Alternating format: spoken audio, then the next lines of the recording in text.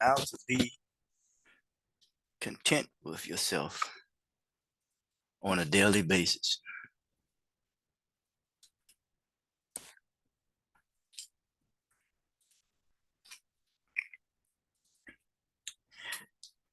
Moment, every second, every minute, every hour, weeks, months, and years.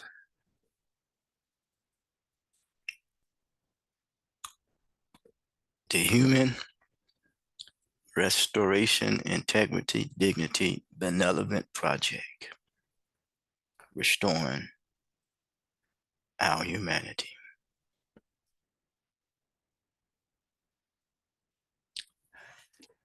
The first thing to be content,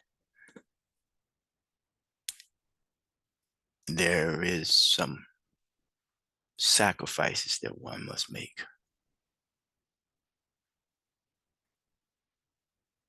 And that happens to deal with one's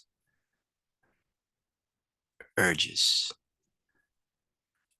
Takes some discipline, takes some focus.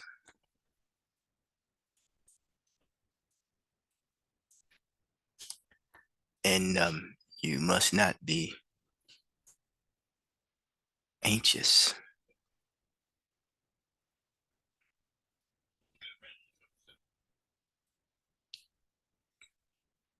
There are so many things that that's so much that one needs to try to be uh,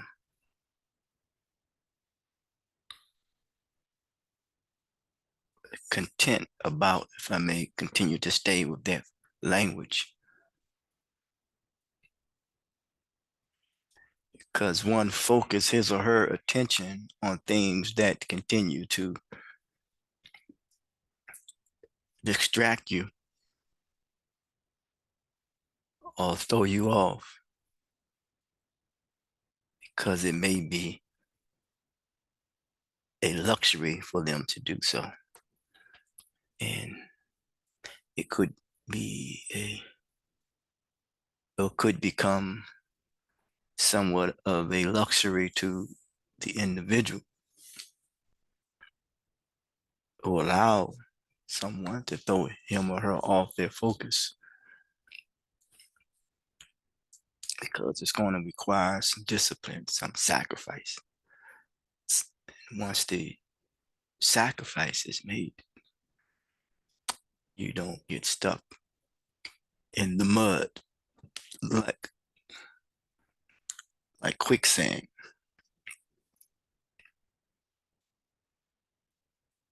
And is it the person or is it the place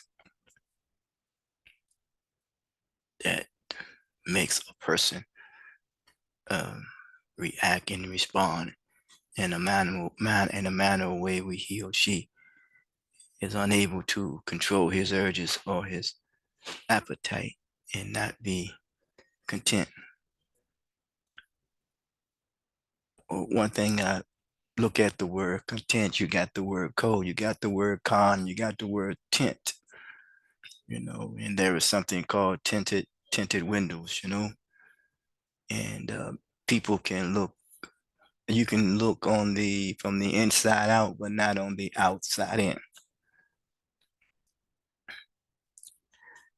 So it is coming to a point on this life journey that it becomes a luxury to people to either go about in a manner way or try to disturb anything that you are doing, anything that you're coming across, anything that you are about. It's just constant disturbances, you know.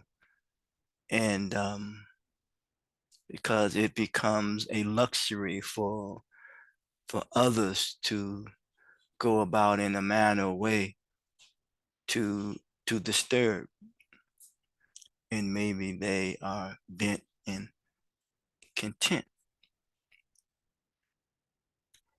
and one can become content with where they are in their life, but yet that could be a disguise possibly, but is to a point now whereas the sophistication of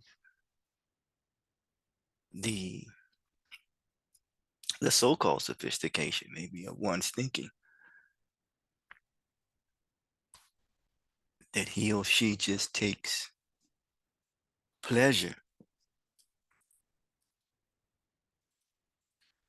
and without accepting responsibility that comes with that pleasure, that they content and bent on being a disturbance, or being or disturbing